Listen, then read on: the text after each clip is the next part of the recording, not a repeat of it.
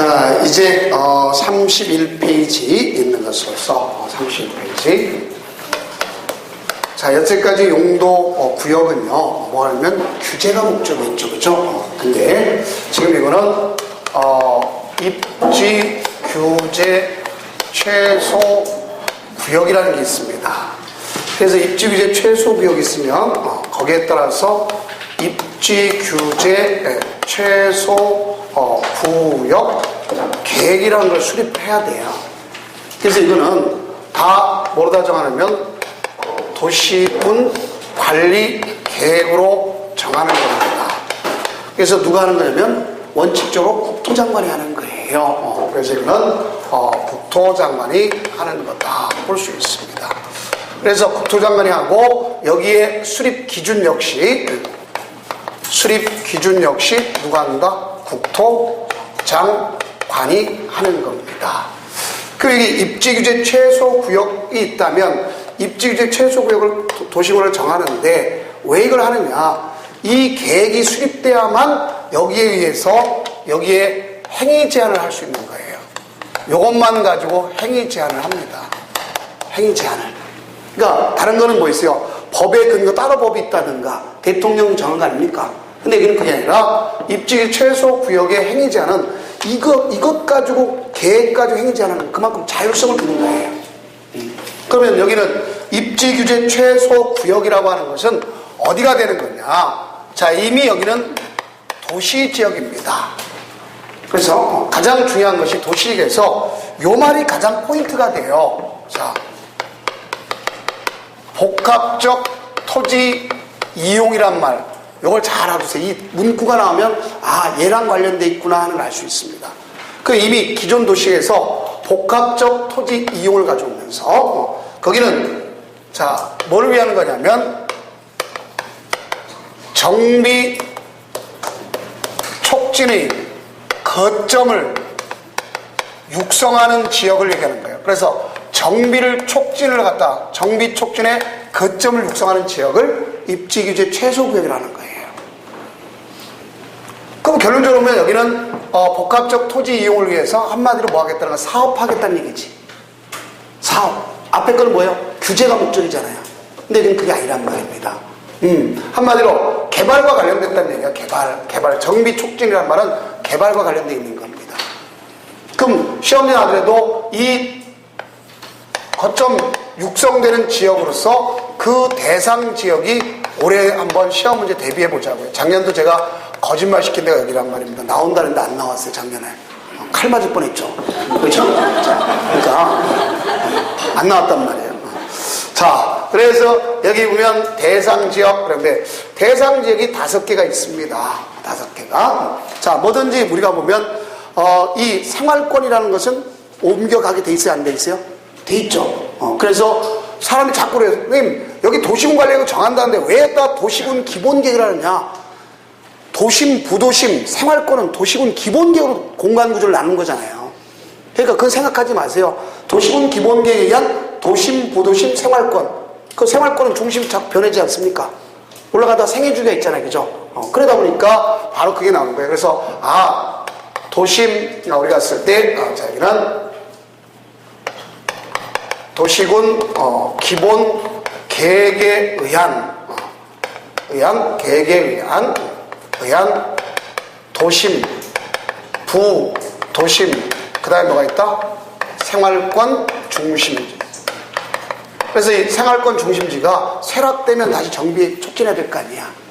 그 다음, 두 번째는 우리가 철도, 역사, 또 뭐 항만, 아니면 뭐 터미널, 이런 거라든가 공공, 청사 등이 하나의 중심이 되는 지역 있지 않습니까? 그래서 이런 중심이 되는 곳이 뭐냐면 쇠락될 수 있단 말이에요. 그러니까 여러분들 보면 우리가 대표적으로 가장 많이 이런 중심이 쇠락된 데가 어디냐? 수도권의 경우는 과천입니다. 과천에 있는 정부 청사들이 되게 다 어디 갔어요? 세종시로 갔잖아요. 그 지역 경이 좋겠어요, 안 좋겠어요? 안 좋죠. 그러니까 그런 것도 다시 한번 봐야 돼. 활성화시켜줘야 될 거 아니야. 근데 조금 전에 있는 최대한 올린 거 아닙니까? 그 자체가. 또 우리가 보면 철도, 역사, 항만 이런 겁니다. 그게 지금 이 철도 역사 중심으로 현재 나타나는 데가 어디냐? 인천, 인천역 주변 중심, 인천역에서 그 차이나타운까지가 바로 입지율이 최소구역이 된 거고, 또 항만 중심의 가장 대표적인 게 가장 대한민국 최초 지정된 포항 해도 수변구역 어디냐면 바로 여러분 잘 아시는 것처럼 거기 죽도시장 옆에 알겠죠? 그 지역이 바로 거기입니다. 그래서 그런 경우가 있단 말이에요. 터미널 같은 거, 터미널도 이사 가면 그 지역이 쇠락되지 않습니까? 이런 걸 볼 수 있단 말이에요. 그래서 이런 경우가 되는 곳이다. 그래서 여기 가져가고, 또 우리가 도시 줄여 쓸게요. 정비법상에 노후불량 건축 및 밀집돼 있는 곳으로서 바로 주거지역과 무슨 지역? 공업지역에서 시급하게 우리가 왔을 때 빨리 시급하게 정비사업이 필요한 곳. 그다음에 도시재생 활성화. 자, 그래서 이제 가장 중요한 것이 그죠. 자, 순서 무시하고 도시재생 활성화에 따라서 거기에 나타난 뭐가 수립되어 있어야 되는 걸 알 수 있어요? 계획이 수립된 지역. 알겠죠? 그래서 우리가 무엇보다도 활성화 계획이 수립되어 있단 말이에요. 그 다음에 이제 왜 제가 이걸 제일 마지막 쓰느냐. 자, 여기 보면 몇 개 이상, 그렇죠. 우리가 3개 이상의 대중교통의 무슨지? 결절지. 이게 어디서 나오냐면요. 자, 보세요. 요 말이 이런 것 중심이 되는 데가 어디서 나오느냐. 역세권 중심이다. 3개 이상의 대중교통의 결절지로서 얼마 이내? 1km 이내 지역이란 말이에요. 이게 어디서 나오냐면 여러분들 지구단위 계획에서도 나와요. 그럼 자 봅시다. 우리가 용도구역은 전통적으로 4개가 있고 하나에 있다 그랬죠. 그러면 자, 용도구역은 행위를 뭐 하는 게 목적이랬죠? 방금 전에 배웠잖아요. 규제가 목적이잖아요. 그러면 지구단위 계획과 관련이 있어요, 없어요? 없지. 그럼 뭐 해야 돼요? 해제돼야 될 거 아니에요. 알겠죠? 해제. 개발제한구에서 해제. 도시자연공원에서 해제. 시가조정구 해제. 수산자원은 아무리 해제돼도 대상이 안 되는 겁니다. 알겠죠? 그럼 공원에서 해제되면 개발할 수 있는 거 아닙니까? 근데 여기 보세요. 입지규제 최소 구역 자체는 이미 규제를 최소화시키는 거 아닙니까? 그러면 거기에 비해서 지금 재작년도에 나올 때 다음 중 지구단위 계획과 관련된 것이 바로 뭐냐? 그 지구단위 계획 대상적으로 틀린 것. 그래서 요게 나왔단 말이에요. 그럼 그걸 뭐와 관련된? 입지규제 최소 구역과 관련된 거란 말입니다. 알겠어요? 그걸 확인시켜주면, 서브로 들어가 확인시켜주면 몇 페이지에 그게 나와 있느냐? 그래 보면 우리가 그 지구단위 계획이니까 46페이지 한번 보세요. 46페이지. 46페이지에 박스에 또 하나 박스가 있죠. 첫 번째 박스 안에 있는 건 개발 제한구역 읽으면 안 돼요. 개발 제한구역에서 뭐죠? 해제. 도시자연공원에서 해제. 시가조정구에서 해제. 공원에서 뭐죠? 해제. 그 다음에 그 안에 박스 안에 지읒에 A, B, C, D가 있잖아요. 여기 보면 A 역세권 중심, 터미널 중심이고 대중교통. 그 다음에 그거 보면 C가 보면 3개 이상 노선을 교체하는 대중교통의 무슨지? 결절을 주서 몇 킬로 이내? 1km 이내. 이런 걸 볼 수 있겠죠. 고밀복합 이런 경우 있단 말이에요. 그래서 이런 내용을 공부하는 경우가 왜 공부하는지를 정확하게 이해하시면 됩니다. 이 내용이 결국 뭐랑 관련되어 있기 때문이냐면 개발과 관련되어 있기 때문에 그런 거예요. 그래서 앞으로 요게 나올 가능성이 높다. 그 중에 문제 풀 때 가장 포인트가 되는 건 노란 거 중심으로 좀 봐주라. 알겠어요? 자, 그러면 이와 같이 우리가 거점이 육성하는 지역으로서 도시공관리를 정하는 겁니다. 정하는 건 누가 정한다? 국토장관이. 그럼 이게 정해졌다면 뭐를 갖다 수립하도록 돼 있어요? 입지규제 최소구역 계획을 정하는 거 아닙니까? 그럼 정할 때는 그 안에 뭐가 있어야 돼요? 이미 자율적으로 건축물의 용도, 건폐율, 용적률, 또 주요 기반시설, 또 지구단위 계획, 또 행위를 제한을 완화시킨 걸 그 안에 다 집어넣었단 말이에요. 여기에 의해서만 규제를 받는 겁니다. 그럼 이걸 예나 할 때 봐봐요. 도시공간을 정할 때는 자, 입안 결정 고시단계로 돼 있죠. 그럼 우리가 봤을 때 결정할 때 뭐가 필요하죠? 협의 심의가 필요하잖아요. 그 중에 또 의견 들을 수 있지 않습니까? 그럼 협의를 하면 빨리 처리해줘야 될 거 아니야. 그래서 여기만 유일하게 근무일수 기준 며칠? 10일. 근무일수 기준 10일 이렇게 되어 있습니다. 그래서 그게 31페이지 보면 나와 있죠. 그 다음 입지규제 최소 구역 계획도 국토장관이 하는 거지만 그 중에 결정된 걸 변경할 때는 누가 할 수 있냐면 시도지사가 변경할 수 있는 거예요. 변경. 이미 결정한 것을 변경. 그러니까 변경이 또 새로운 행위는 맞습니다. 그러나 자율성을 인제는. 그러면 그 중에 보면 면적은 몇 퍼센트 범위?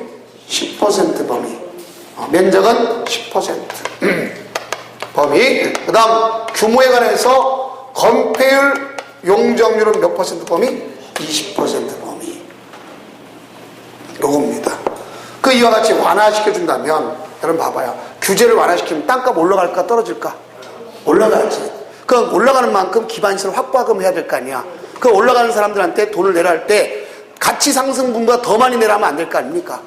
그렇죠? 그 내용이 나온 거고. 그러면 행위자는 오로지 뭐가지만 한다? 입지 규제 최소 구역 계획까지만 한다. 이렇게 알아두시고요. 그 다음 완화시켜준다 그랬잖아요. 그 법 적용을 행위 규제를 최소화시켜준 거 아닙니까? 그러면 여기에 특례라는 것을 아십니까? 만약에 시험지 나온다면 여기서 말장난 칠 거예요. 특례 중에서 만약에 세 가지 중에 장난친단 말이에요. 그래서 첫째 시험지에 뭐냐면 입지규제 최소 구역이 되면 특별건축구역으로 지정해야 된다 이렇게 장난칠 거란 말이에요. 아닙니다. 자, 뭐가 돼야 되겠죠? 특별건축구역으로 본다 이렇게 되는 본다 이렇게 되는 거죠. 그래서 만약에 그걸 갖다가 우리가 그냥 여러분들이 잘 아시는 예시적 조항으로 본다면 자 여기 포항에 있는 내항 여기가 이제 죽도시장이고 죽도시장 주변에서 이 내항 중심으로 도로가 있지 않습니까? 그렇죠? 그럼 여기가 과거에 상권과 주거가 가장 많이 발전되어 있는 거 아닙니까? 그렇죠? 상권 주거. 근데 여기에 이 밑으로 이한 신도시가 발생하면서 여기가 공동화 현상이 나타나잖아요. 그렇다고 여기 전부를 갖다가 정비해야 되는데 정비해 줄 수 있어요 없어요? 없죠. 그러니까 그 중에 해도 수변구역 중심 여기 또 내항을 중심으로 여기 도로 중심 여기만을 갖다가 입지 규제 최소구역으로 지정하는 거예요. 그 여기다가 뭘 갖다 하냐? 용도와 상관없이 여기를 갖다 특별건축구역으로 지정된 거로 보는 겁니다. 그러면 여기다가 위락시설 또 판매시설 숙박시설 이거와 관광과 관련된 걸 시설을 짓게끔 합니다. 그러면 이런 건물을 지으려면 이런 건물을 짓기 위해서는 기존 가지고 안 돼. 입지규제 최소구역으로 지정하는 겁니다. 그러면 특별건축구역이 된 거나 마찬가지야. 그러면 우리가 여기 보세요. 가장 중요한 게 위락 숙박하고는 뭐랑 친하지 않죠? 교육. 그렇죠? 교육관계랑 친하지 않지 않습니까? 그럼 학교 학생 정화위원 알겠죠? 이걸 갖다가 완화시켜서 줄 수 있는 거 아닙니까? 그렇죠? 또 주거와 친하지 않잖아요. 또 문화재랑 친하지 않지 않습니까? 그래서 그럴 경우는 미리 문화재에 의한 거와 학교 학생 복원에 가는 것을 완화시켜주기 위해서 미리 협의를 하는 거예요. 심의를 하는 거예요. 알겠죠? 그래서 이때 보면 자 심의를 하는 거예요. 그래서 동시에 심의하고 행위 제한을 뭐 해달라? 완화해달라고 할 수 있는 거예요. 동시에 하면서. 그 다음 또 하나는 여기 특별건축구역이 되면 법 적용을 이제 안이할 수 있어요. 안이할 수 있다. 그래서 이제 배제할 수 있다는 소리와 마찬가지인데 우리가 특별건축구역에서는 뭐라 하냐? 거기서는 이제 미장원용 건조대 높이 배울 거예요. 근데 여기는 이제 뭐를 갖다 배우냐? 가서 부장미화도 되고 복장미화도 되고 아무 상관없습니다. 복장미. 자 무슨 소리냐? 여기다가 건물을 짓게 되면요. 집합 건물 같은 걸 짓을 거 아닙니까? 예를 들어서. 그럼 집합 건물을 짓게 되면 공동주택을 짓게 되면 주택법에 적용받을 수 있지 않습니까? 그럼 주택법에 적용하면 일정 세대 이상이면 거기에 부대시설, 복리시설을 짓도록 하고 건물과 건물 사이에 배치가 다 나오게 돼 있어요. 이걸 그대로 따라가라면 규제가 되는 거지 규제를 최소화시킨 게 아니지 않습니까? 그래서 부대시설, 복리시설 설치 기준을 적용하지 않고 또 대형 건축물이 이루어지면 부설 주차장이 가장 문제될 거 아닙니까? 그걸 적용하라고 하지 아니할 수 있겠고 그 다음에 대형 건물 같은 걸 증정하면 우리가 문화예술진흥법에서 미술작품 하도록 돼 있잖아요. 그거 하지 않게 할 수도 있다는 얘기입니다. 알겠죠? 그래서 요게 된다 할 수 있어요. 그래서 시험인한테 가장 조심할 거 여기는 자 특별건축구역으로 된 것으로 본다. 그 다음에 또 우리가 왔을 때 복장 및 그렇죠? 법을 적용을 배제할 수 있다. 그 다음에 또 나가서 심의를 완화, 그러니까 행위 제한을 완화 이렇게 볼 수 있단 말이에요. 그렇게만 이해하시면 문제가 되는 겁니다. 자, 그럼 지금까지가 우리가 뭘 배우냐면 용도 지역을 지정하면 용도 지구를 지정하면 행위 제한을 가져오고 용도 구역은 독자적으로 행위 제한을 위해서 만든 거 아닙니까? 근데 행위 제한을 하는데 특례가 있다는 얘기입니다. 그래서 특례 중에 첫째가 아까 이거 아닙니까? 도시공객 시설. 자, 도시공객 시설이 뭐죠? 기반시설 중에 도시공간 결정된 시설 도시공객 시설은 아닙니까? 그러면 여기가 땅이 있단 말이에요. 땅이 우리가 세 군데가 있어요. 방금 얘기했던 용도 지역이 있고 용도 지구가 있고 용도 구역이 있어요. 그럼 여기 도시공객 시설은 용도 지역 지구는 무대부로 등장할 수 있어요. 속된 표현으로. 자, 건폐율 용적을 따진다 안 따진다? 안 따진다. 제가 뭐 나쁜 뜻을 얘기하는 게 아니라 가끔 하나 보면 그거 보세요. 우리가 지방자치단체 되면서 좀 나쁜 점이 하나 있습니다. 인구도 얼마 안 되는데 다 청사는 아방궁을 만들어놨어요. 그렇죠? 자, 그럼 그 지역 땅을 보면 그 많은 건물이 등장할 수 있을까 없을까? 없어요. 녹지지역 건폐율 20, 용적률 80이나 100인데도 불구하고 거기에 배가 되는 건물 등장하지 않습니까? 뭐가 됩니까? 도시공객 시설이니까. 알겠죠? 그래서 도시공객 용도 지역 따진다 안 따진다? 안 따져. 용도 구역 따지지 않아. 근데 누구 앞에는 잭소리 못하죠? 용도 구역은. 아까 봐봐요. 용도 구역은 일단은 배제시켜 놓은 거 아닙니까? 알겠죠? 자, 이게 되는 거예요. 자, 이게 되는 거고. 그 다음에 이제 뭐가 있냐? 우리가 용도 지구 중에서 리모델링을 갖다 하겠다. 리모델링이라는 것은 건축물의 노화를 억제하고 기능 향상을 위해서 대손하거나 증개축한다는 건축법이 있고 그다음에 주택법을 보면 증축하는 걸 얘기하고 가져가는 겁니다. 그럼 이때 리모델링을 한다면 자 어디에 얘랑 상극이 될 거냐? 우리는 경관지구하고 자 누가 될 수 있어요? 고도지구. 과거는 미관지구도 있었습니다. 미관지구가 없어졌잖아요. 일로 갔잖아요. 경관지구 안쪽으로. 그럼 자 봅시다. 그럼 여기면 리모델링을 한다면 여기 이 곳에 있는 행위 제한을 갖다가 뭐 해야 되는 거죠? 완화시켜줘야 리모델링 하는 거죠. 자 무슨 소리냐? 우리가 리모델링은 크게 두 가지 종류가 있잖아요. 첫째가 세대수 증가형이 있지 않습니까? 그래 또 하나는 뭐가 있죠? 수직 증축형이 있잖아. 수직 무슨 형이 있다? 증축형이 있어요. 근데 우리는 봐봐요. 지금 최고한도를 규정했는데 초과해서 건축할 수 없다 그랬잖아요. 그럼 여기 수직 증축형에 올라갈 수 있어 없어? 없죠. 없잖아 원래는. 근데 리모델링 활성화시키기 위해서 바로 한다면 수직 증축도 가능하다. 근데 난 높이가 얼마까지 올라갈 수 있다? 15계층 이상이면 3계층. 3계층. 14층까지는 2계층. 그래도 올라간다는 얘기 아닙니까? 그럼 그만큼 뭐예요? 못한다는 게 아니라 완화시켜줬다는 얘기야. 알겠죠? 이렇게 돼요. 그래, 요게 대표적이고. 다음, 이제 뭐냐? 걸치는 경우가 있습니다. 무슨 경우가 있죠? 걸치는 경우. 자, 이제 우리가 걸치는 경우를 공부하는데, 봅시다.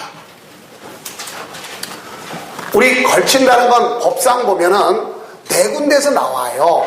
그러나 실질적으로 행위 제한과 관련된 건 딱 세 군데에서 봅니다. 자, 그럼 한번 봅시다.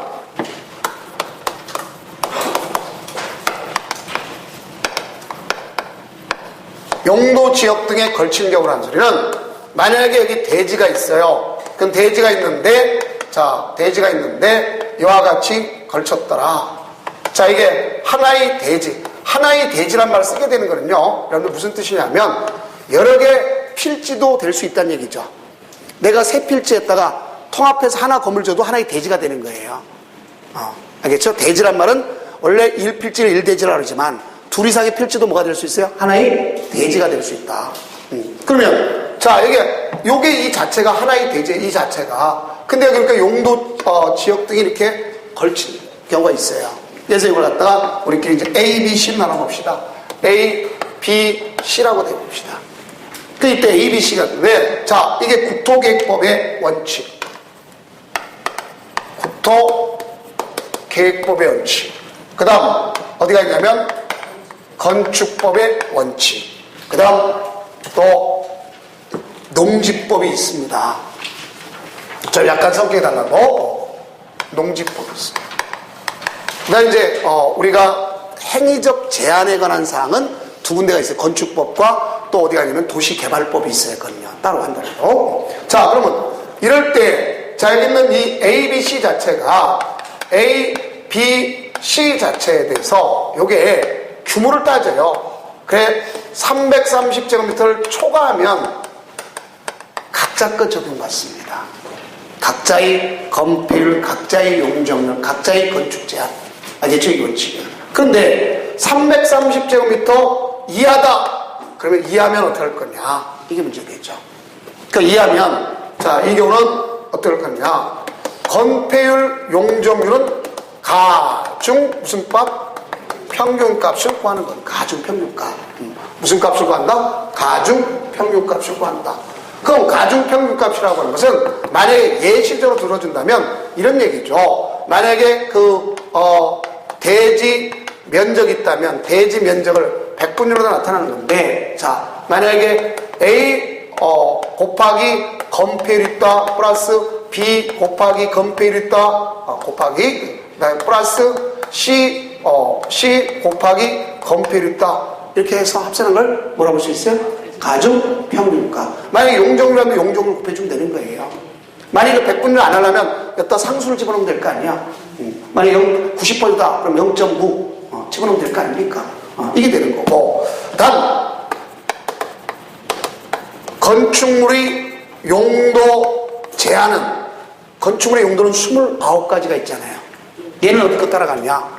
그 중에 가장 큰 쪽. 어디 따라간다? 그 중에 가장 어느 걸 따라간다? 큰 쪽을 따라가요. 그 중에 가장 큰 쪽. 이걸 따라간다. 볼 수 있습니다. 그래서 그 중에 가장 큰 쪽을 따라간다. 볼 수 있습니다. 자, 요게 기술점이 되는 거예요. 요게 원칙적이라면 원칙. 원칙, 이게. 원칙. 그 중에 가장 큰 쪽을 따라가요. 그러나, 요 숫자를 갖다가 대신 660으로 할 수도 있어요. 얼마로 할 수 있다?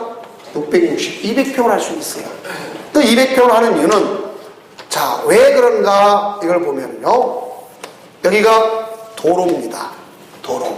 근데 여기 보니까 용도 지역 중에 하나가 이게 상업지역이고 만약에 주거지역이다 그러면 이렇게 상업지역이 길게 띠 모양으로 길게 걸어졌으면 건물을 어떻게 도로변에 띠 모양으로 걸어졌으면 토지의 효율성을 높여야 될 거 아니야. 그러면 330까지 하면 쪼가리 땅굴이 안 되잖아. 키워야 되겠지. 그래서 얼마를 기준점으로 해서 330 대신 얼마로? 660. 똑같이 600이 초과하면 각자 것, 이하면 그 중에 건축제한은 큰 쪽, 건폐용도는 가중 평균가. 알겠죠? 이렇게 구하는 거예요. 이게 원칙인 거예요.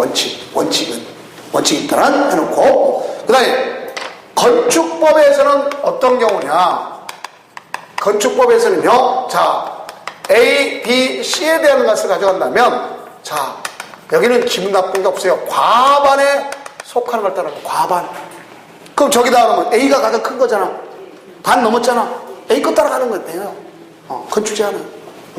건축제한 A 거. 과반에 속하는 걸 따라가면 과반에 속하는 거 더 이상 얘기할 거 없습니다.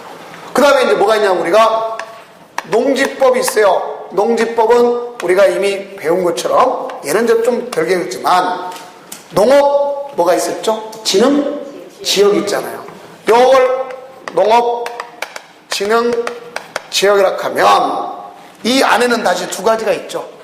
뭐가 모르는 수 있어요? 그렇죠.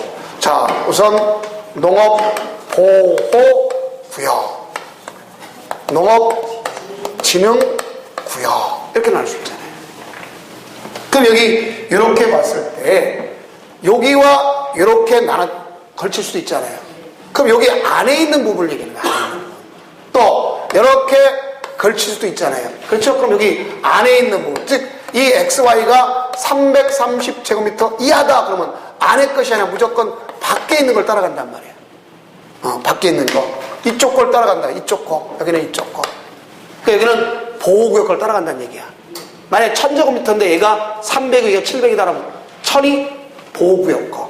얘는 300이고 1000이다, 300이고 700이다 그러면 1000제곱미터가 농업진흥지역이 아닌 일반 농지 걸 따라간다는 소리입니다. 알겠죠? 이게. 그런데 이제 문제는 이 국토계획법이나 건축법에 예외가 있어요. 예외.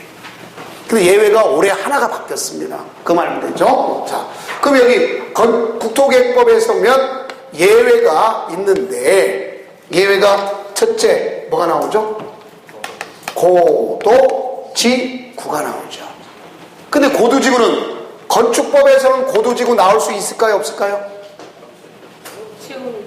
왜? 나올 수 있을까요? 없을까요? 없죠. 우리 배웠잖아요.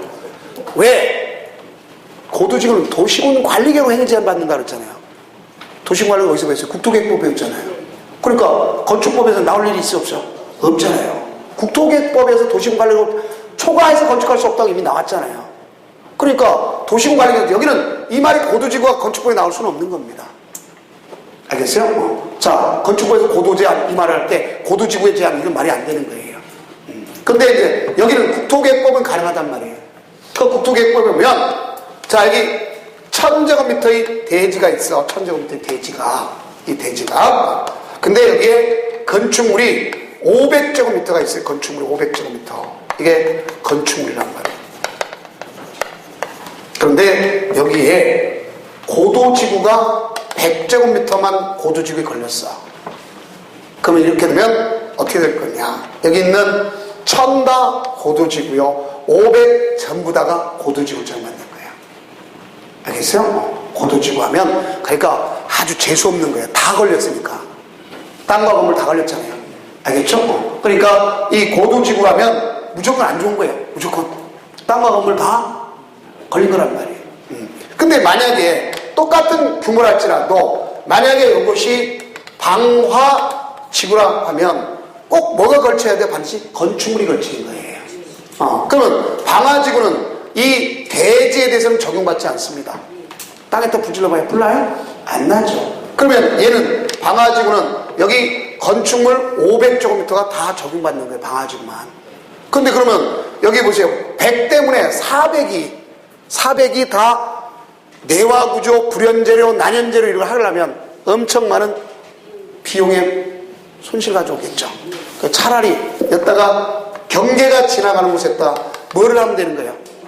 방화벽을 구획하면 되는 거예요. 무슨 벽? 방화벽을 구획하면 된단 말이에요. 그 우리가 자 건축법에서 방화벽을 구획하는 행위를 뭐라고 배웠죠? 오케이, 잘했어요. 대수선. 방화벽 하는 것은 무조건 대수선. 알겠죠? 방화벽 구획 뭐란다? 대수선이라고 한다. 여러분들 그걸 129페이지 오면 나올 겁니다. 129페이지 대수선의 129페이지. 좀 기차들은 한번 찾아보세요. 이때 아니면 또 언제 찾겠습니까? 그렇죠? 그래서 거기 보면 5번에 나오죠? 나와요 안 나와요? 검은 박스 안에 대수선에 있죠? 자, 그래서 이렇게 그러면 이때 이런단 말이에요. 그런데 이게 문제는 이제 여기 보세요. 뭐가 작년하고 올해, 그러니까 작년의 표현은 그렇지만 올해 2월달 이후 즉 3월달에서부터 달라진 게 바로 뭐냐? 녹지지역이 달라졌습니다. 녹지지역. 자, 이제 보세요. 그러면 그 서브루트도 맨 마지막에 33페이지 제일 밑에 녹지지역 나오잖아요. 그죠? 그러면 왜 달라졌는가 생각해 봅시다. 왜 달라졌느냐? 자, 이쪽으로 가서 보면 만약에 이게 1000제곱미터의 대지가 있어. 1000제곱미터가. 그 중에 만약에 기본적으로 보면 요게 500이고, 자, 500이고, 자, 여기가 400이고 여기가 100이다. A, B, C가 각각 면적이. 알겠죠? 이렇게 돼. 그러면 만약에 여기가 상업적이고, 상업적이고, 여기 요 자체가 예를 들어서 주거지역이다. 그 다음, 이거 또 거꾸로 합시다. 자, 여기를 갖다 300, 200 합시다. 자, 그 다음에 여기가 녹지지역이고, 여기를 주거지역이라고 해봅시다. 만약에 예를 들어 규모가. 이렇게 되면, 이 지금 A, B, C의 경우 500, 300, 200이다. 그러면 이걸 어떻게 행위 제한을 받느냐? 각각의 행위 제한을 받아요. 녹지지역이 끼면요. 알겠죠? 녹지지역을 끼게 되면 개발을 작게 해야 사람들이 녹지지역을 보존할 거 아닙니까? 그래서 녹지지역이 끼게 되면 각자 거 적용받아. 이건 우리가 변함이 없어요. 근데 거꾸로 만약에 녹지지역이 얘랑 차이가 뒤집어졌다면 녹지지역 이 셋 중에 가장 작은 놈 아니야. 330 중에 가장 작은 애가 됐으면요. 얘 때문에 각자 적용은 너무하다는 생각이 든 거예요. 그래서 그러면 녹지지역 그러면 큰 쪽을 따라가는 그 중에 가장 큰 쪽.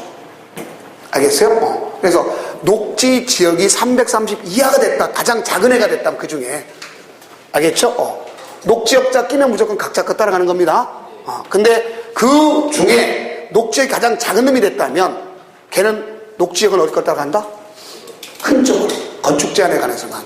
무슨 제한에 관해서? 건축 제한에 관해서만. 무슨 제한? 건축 제한. 건물 질 때. 녹지역 거는 짓지 않는다는 얘기입니다. 그때는. 알겠어요? 그렇게 가져갑니다. 그게 바뀐 내용이다.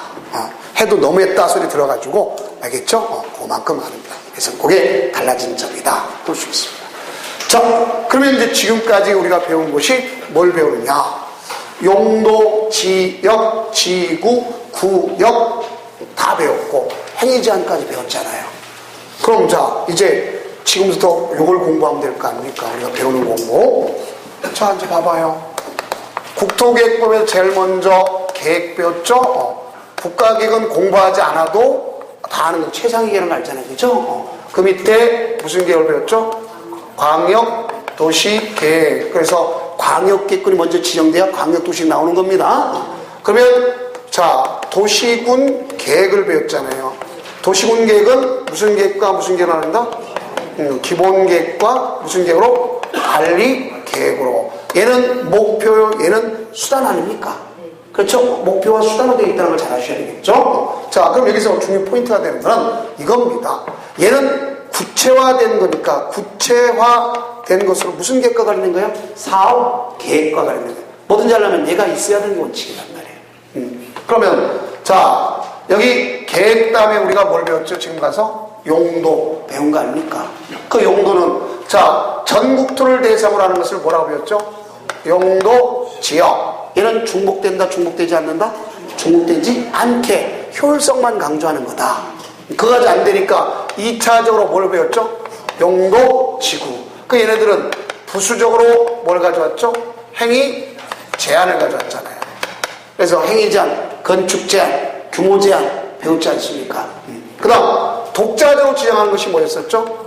용도 구역. 그래서 용도 구역은 독자적으로 주장한 거다. 알겠죠? 이걸 배운 거죠. 그러면 여기는 직접적 행위 제한을 목적으로 할 수도 있는 겁니다. 건축 제한을 목적으로. 자, 이걸 배우고. 다음, 이제 계획한 다음에 땅의 용도를 쓰면 이제 뭐 해야 되겠죠? 그렇죠. 개발, 사업. 사업이죠. 그럼 지금서부터 배울 게 이겁니다. 사업을 배우는 거예요. 그럼 사업은 크게 나눠서 보면 사업의 출발점은 뭐서부터 출발하죠? 기반서부터 출발하는 거예요. 기반시설이 바탕이 없는 사업은 있을 수가 없어요. 그래서 모든 것 출발점은 기반시설 자체를 뭐 하면서 출발하죠? 설치, 정비, 개량하면서 출발하는 게 모든 사업의 출발점.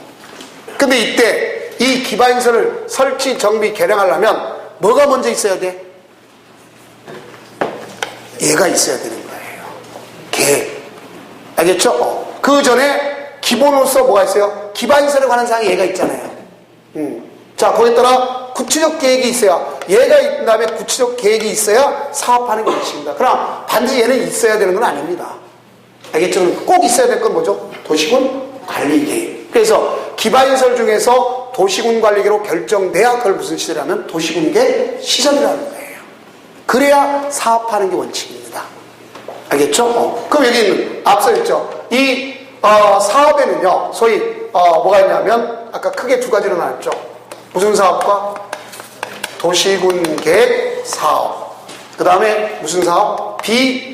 비도시군 계획 사업. 이 두 가지 나누는 겁니다. 그렇죠? 그럼 우리 이 도시군 계획 사업이 무슨 하는 거고, 도시군 계획 사업은 몇 가지가 있죠? 세 가지. 그중 가장 출발점이 여기서 출발하는 기반적 출발. 뭐가 있어요? 도시군 계획 시설 사업. 도시군 계획 시설 사업. 이걸 이 법에서 배우는 거고, 이 법. 그 다음, 우리는 거기에 맞다고 신도시를 건설하는 무슨 사업? 도시개발 사업. 그 다음에 기존의 도시를 정비하는 정비 사업. 정비 사업입니다. 그러면 이렇게 되어 있는데, 자 보세요고요. 이 사업을 하려면 가장 중요한 것이 뭐가 있어야 돼? 재원이 있어야 될 거 아니야. 재원. 근데 재원이 있는데 얘네들은 재원 자체가 아주 명확합니다. 왜 명확하냐? 자, 도시개발 사업의 원칙적으로는 뭐 사업 시행자 크게 두 가지로 나눌 수 있어요. 공공시행자, 민간시행자. 민간시행 가장 대표 토지 소유자 조합이지 않습니까? 그럼 조합은 조합원의 조합비가 있죠. 아니면 채비지 가지고 할 수 있잖아요. 여기도 정비사업도 조합이 하는 원칙이잖아요. 그러면 여기도 뭐가 있어요? 채비지가 있잖아요. 조합비가 있잖아요. 명확하죠? 그런데 여기 도시공객 시설 사업은 한마디로 뭐가 관련? 기반시설 관련돼 있죠? 기반시설 우리가 전반적으로는 이렇게 많이 배우죠. 뭐라고 배웠어요? 사회간접자본. 그렇죠. 사회간접자본. 그럼 얘는 외부 효과잖아요. 외부 효과.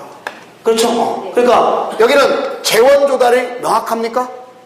아니죠. 왜? 우리가 외부 효과적으로서 부의 효과 있잖아요. 안 낸 사람도 쓰고 모두 쓰잖아요. 그러니까 재원 조달할 방법은 예산뿐이 없는 거 아닙니까? 뭐 뿐이 없어요? 예산. 그래서 이 예산이 있어야 재원이 확보되는 거예요. 요것만 예산을 언제 조달할 것인지를 미리 알려주도록 하는 겁니다. 민주행정. 그걸 단계별 집행 계획이라는 게 나오는 거예요. 그래서 단계별 집행 계획은 단계별 집행 계획은 어디만 나오는 거다? 도시공개 시설 사업만 나오는 거예요. 이때 단계별이란 말은 몇 년을 기점으로 단계별이라고 하느냐 했을 때 3년을 기점으로 하는 거예요. 3년 내에 할 것 같으면 1단계, 3년 이후에 같으면 2단계. 알겠죠? 그래서 자, 이걸 지금부터 보면 되는데 재원이 조달됐습니다. 그러면 재원이 조달됐으면 사업을 뭐 하면 될까? 시행하면 될 거 아니야. 그럼 시행해서 이건 공적 사업이야, 사적 사업이야? 공적 사업이니까 시행 보호 조치가 나오면 되는 겁니다. 이게 가장 핵심이고 시행자와 시행 보호 조치가. 근데 문제는 자, 재원이 조달되지 못했어. 그럼 재원이 조달되지 못한 것 중에 뭐가 문제될 거냐? 그걸 미리 전제로 다 공부하시면 돼. 자, 국유지, 공유지, 사유지 중에서 누가 문제될까요? 사유지가 문제되죠. 왜냐하면 이 국공유지는 미리 이거 반하면 위반, 반하면 무효다 이렇게 돼 있어요. 명문이 돼 있단 명문. 알겠죠? 근데 사유지의 경우는 가서 속된 표현을 봐요. 비도시공객 사업에 반한 자, 도시공객 사업은 비도시공객 사업 할 수 있느냐 없냐 이 얘기야. 그럼 여기는 못하는 거고 얘는 할 수도 있다는 얘기입니다. 그래서 이걸 갖다가 이제 재원이 조달되지 못하는 것을 여기 가장 문제된 것은 얘나 자, 도시군 계획 시설 뭐라 하는 거죠? 부지. 그 부지에 대해서는 개발행위 할 수 있느냐 없느냐 이게 문제될 거 아니야. 그건 원칙적으로 우리는 아까 이걸 갖다 뭐라고 지칭한다 그랬어요? 이걸 개발행위라고 한다 했잖아요. 그렇죠? 개발행위를 할 수 있느냐 없느냐 할 때 할 수 없다. 원칙적으로. 근데 구제 방법이 몇 가지가 있다? 5가지가 있다. 이걸 배우는 거예요. 무슨 방법? 구제 방법 5가지. 그래 이것이 가장 많이 출제됐습니다. 이거는요. 누가 뭐래요? 또 올해도 역시 출제 가능성이 가장 높은 것 중에 하나다. 그래서 웬만하면 5개 나온 건 거의 많지 않습니다. 근데 여기는 꼭 5개 나오잖아요. 자, 그래서 별 5개 제가 표시한 걸 볼 수 있을 겁니다. 자, 그럼 지금부터 저걸 배우는 겁니다. 그럼 제일 먼저 공부할 것은, 자, 기반시설이 몇 가지가 우리가 있다고 배웠었죠? 7가지 있다고 배웠잖아요. 용어적일 때. 그렇죠? 바로 교통시설, 공간시설, 그 다음에 뭐가 있어요? 공공문화, 체육시설, 그 다음 유통, 공급시설, 방제시설, 보건위생시설, 환경, 기초시설, 이렇게 7가지가 있다고 했잖아요. 그럼 이 7가지 중에, 이 7가지 중에서 도시군 관리로 결정돼야 사업하는 거 아닙니까? 그걸 뭐란다 했죠? 도시군계 시설. 그럼, 자, 도시군계 시설이 되면 얘를 설치, 정비, 개량해야 될 거 아닙니까? 그럼 설치할 때는 기준이 있지 않습니까? 기준은 뭐로 정한다? 유일하게 따로 법이 있다는 얘기예요. 국토교통부령으로 정한다. 그게 거기 보면 표시가 되어 있죠. 국토교통부령으로 정한다는 얘기는 바로 도시공객 시설 설치 기준에 관한 규정이 따로 있다는 얘기입니다. 이게 우리가 조심해주면 되겠고, 설치는 따로 정해져 있어요. 그럼 설치가 됐으면 관리해야 될 거 아닙니까? 그렇죠? 관리해야 된단 말이에요. 그럼 우리가 이제 관리하는데, 이 관리할 때는 분명히 설치한 법에서 관리하는 게 원칙입니다. 그럼 이 법이면 이 법, 탑법이면 탑법에서 한단 말이에요. 예를 들어서 여러분들 전기다른 전기사업법 있잖아요. 그럼 거기서 관리하는 거예요. 수도사업법에서 관리하는 겁니다. 근데 만약에 이것이 없다면 국가 거는 대통령령으로 정해져 있어요. 그럼 국토계획법 시행령에 보면 뭐랬냐? 국유재산법에 따른다 그랬어요. 그럼 국유재산법을 보면 중앙관서의 장이 된다 그랬습니다. 알겠죠? 자, 그럼 우리가 여기 앞에 흐르는 큰 하천이 있잖아요. 자, 뭐라고 써 있어요? 응? 잘 모르겠어요? 네? 자, 각 천마다 위에다가 명칭이 돼 있잖아요. 국가하천, 지방하천. 다 써 있어요, 안 써 있어요? 써 있죠. 거기 보면 국가하천은 뭐라고 돼 있어요? 국토교통부 장관. 알겠죠? 국토교통부 장관. 이렇게 볼 수 있단 말이에요. 그 다음에 우리가 지방하천 하면 여기는 누구라고 써 있겠어요? 대구광역시장을 써 있습니다. 알겠죠? 또 경상북도는 경상북도 도지라고 써 있어요. 도지사 이렇게. 소하천인 거만 구청장 군수라고 써 있습니다. 시장 이렇게. 근데 그게 바로 뭐냐? 관리청이라 써 있다는 얘기입니다. 알겠어요? 이런 거 갖다 볼 수 있다. 그러면 자, 지방은 뭐를 쓴다? 조례에 따른다는 얘기죠. 조례. 그러면 자, 그와 같이 각각 관리청이 있는데 이제 문제는 뭐가 문제될 거냐? 가장 중요한 문제가 이겁니다. 다른 게 문제되는 게 아니라 설치하려면 어쨌든 보상이 따라질 거 아닙니까? 그러니까 보상에 관해서는 우리는 수용에 관해서 일반법이 있어도 보상에 관해서 일반법이 없어요. 일반법이 없다는 소리가 따로 법률로 정한다 이런 소리입니다. 뭐로 정한다? 따로 법률로 정한다. 별거 아닌 것 같아도 그런 굵은 글씨 의미가 시험에 나온 겁니다. 알겠죠? 자, 그 다음에 이제 뭐냐? 이 도시군객 시설 중에 자 보세요. 기반 시설 있는데 기반 시설 중에서 도시군 관리 계획으로 정해졌으면 그놈을 뭐라 한다 그랬죠? 도시군 계획 시설. 그걸 갖다가 설치하고 정비하고 뭐 하는 거? 개량하는 거. 이걸 뭐라 한다 그랬죠? 도시군 계획 시설 사업 이렇게 얘기하는 거예요. 순서. 그러면 우리는 이제 가장 중요한 것이 자, 설치한다, 관리한다, 보상 배웠잖아요. 그럼 설치, 관리, 보상이다. 근데 시험문제, 작년도 시험문제 뭐라고 나왔냐? 자, 광역시설은 따로 설치한다. 맞았어요? 틀렸어요? 틀렸어요. 공동구 따로 설치한다? 아닙니다. 자, 그거 다 무슨 시설이냐면 여기에요. 무슨 시설이요? 도시군계 시설입니다. 그러니까 광역시설이 됐든, 광역도 뭐예요? 2개 이상의 기반시설 자체가 걸치는 시설을 이용하는 시설이 있는 거 아닙니까? 그래서 우리가 보면 광역시설이 됐든 공동인구가 됐든 도시공객시설 설치하는 걸 그대로 따라가는 겁니다. 알겠죠? 근데 이제 우리가 보면 따로 정한다. 분명히 이제 여러분 다 제가 매주 나주로 OX 문제를 풀다 보면 그 문제 다 나옵니다. 알겠죠? 왜 그런가를 꼭 찾으시기 바랍니다. 제가 맨날 얘기했죠. 컨닝하지 말라고. 꼭 모르면 사람 답답하니까 뒤에 정답부터 봐. 그럼 이미 다 푸는 거예요, 그거는요. 그건 아무 의미가 없어요. 그래서 틀렸으면 체크해놓고 서버부터 꼭 확인하란 말이야. 어디 있는가. 대충 서버부터 위치만 알아도 이제 시험장에 가서 대충 찍을 수 있어요. 어디쯤 뭐 나오죠? 아, 그럼 요쯤이다 하면 되게 그 영감인 거예요, 그게. 내용 다 숫자 때문에 제가 숫자 죽자 사자 외우라 소리 안 했습니다. 저 100점 맞으라 소리 한 적 없잖아요. 그렇죠? 그러니까 그걸 자꾸 생각하면 그럼 위치 어디 있다 하면 다 맞출 수 있어요, 거의 다. 그래서 그런 걸 잡는 거예요. 그럼 여기 보면 이렇게 되는데, 자, 그 중에 이제 뭐가 있냐면 가장 대표적인 것이 뭐가 있다면 공동구. 자, 공동구. 그럼 공동구는 이게 무슨 소리냐? 공동구, 함께 쓰는 기구란 뜻입니다. 그 자체가. 함께 쓰는 기구를 공동구라고 하는 거예요. 그 왜 공동구가 나오는 거냐? 바로 문제는요, 여기가 이게 도로입니다. 도로. 여기가 도로. 그럼 도로 하단부에 보면 각종 우리가 시설들이 엄청 많이 열기설기해서 소위 문제가 있죠. 그래서 앞으로 이제 시설 지적이라는 게 나올 수도 있지 않습니까? 아마 배웠을 거예요. 공간정리 구축을 하면서 시설 지적 배웠어요, 안 배웠어요? 내가 답변 물으면 죄송합니다. 그러니까 이게 너무 하다 보니까 안전 문제 생길 거 아니야. 그러면 이미 무분별하게 매설하고 또다시 그걸 갖다 파헤치다 보면 뭐가 가져와요? 안전사고가 나오지 않습니까? 그렇죠? 이런 문제 생긴단 말이에요. 우리 대구도 과거에 가스 폭발한 적도 있지 않습니까?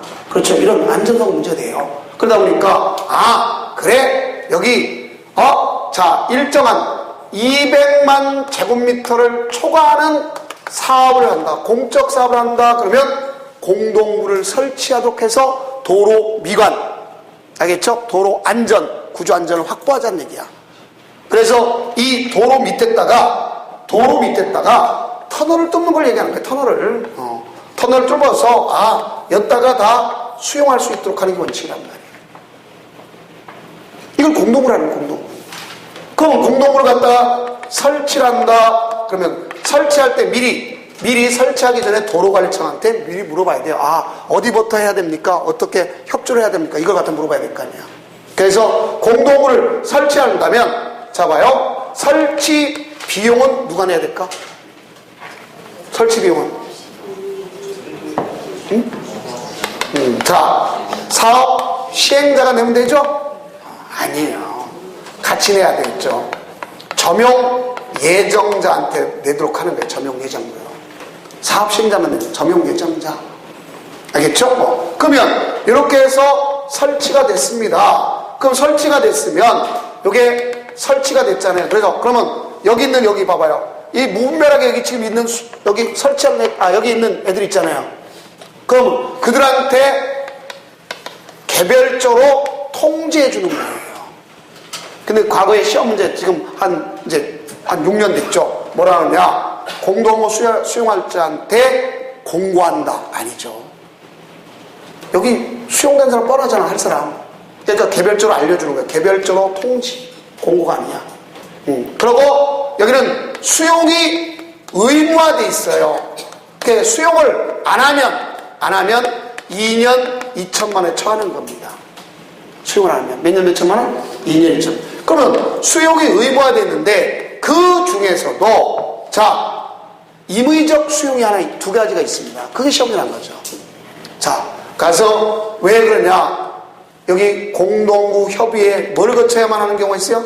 심의위 개최하는 거. 딱 두 가지. 뭐뭐다? 가스관하고 하수관. 가스관과 하수관. 이거는 누구의 심의를 거쳐야 돼? 공동구 협의회 심의를 거쳐야 되는 거예요. 그래서 수용하도록 되어 있습니다. 그렇게 설치했으면 이제 뭐가 필요하겠죠? 관리가 필요하죠. 관리. 그렇죠? 그러면 관리는 누가 하는 거죠? 바로 공동구 관리 의무자가 있어요. 의무자가 있습니다.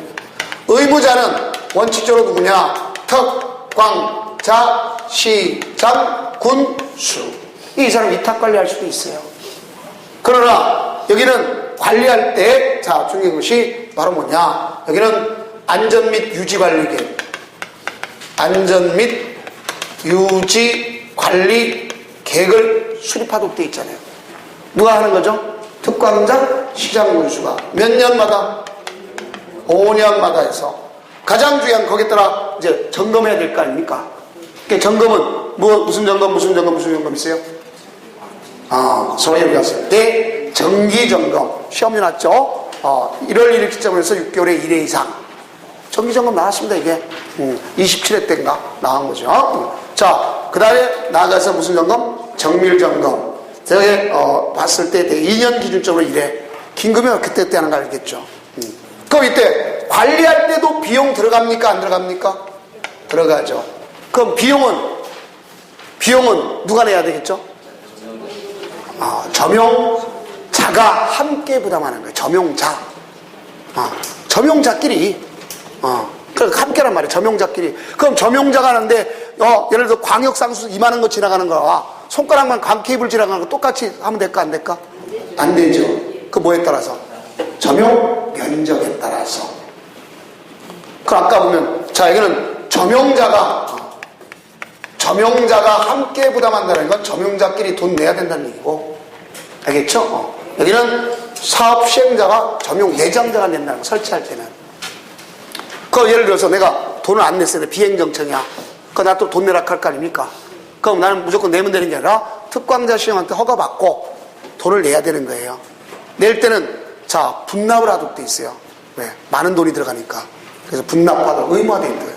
그래서 1년에 몇 회? 2회 법에 의무화돼 있다. 할 수 있어요. 그래서 만약에 여기서 시험이 난다면 공동구, 자, 설치, 하는 것 자체를 잘해주면 되겠고, 그 다음에 공동구도 안전과 유지 관리 계획을 수립한다. 몇 년 단위로? 5년 단위로. 이게 또 시험이 나왔던 거고, 또 나옵니다. 자, 그렇게 정리하면 되는 것이다. 할 수 있어요. 다음은 이제 문제가 되는 것이 바로 뭐냐? 그러면 가장 기본적인 틀이 되는 건 여기서 어떤 걸 가져올 거냐? 이걸 문제를 삼아야죠, 지금부터. 자, 이쪽 가봐요. 이제 우리가 공부할 거는 이쪽입니다. 도시군객 사업 중에 무슨 사업? 도시군객 시설 사업. 그 도시군객 시설 사업 중에서 뭐가 있을 경우? 예산이 없는 경우. 뭐 받는 방법? 구제받는 방법. 알겠죠? 이걸 공부하는 거고. 그 예산이 있다면 뭐 하는 거? 사업을 시행하는 거. 이 두 가지를 공부하는 거예요. 그래서 그 내용에 관해서는 잠시 쉬었다가 하도록 하겠습니다. 자.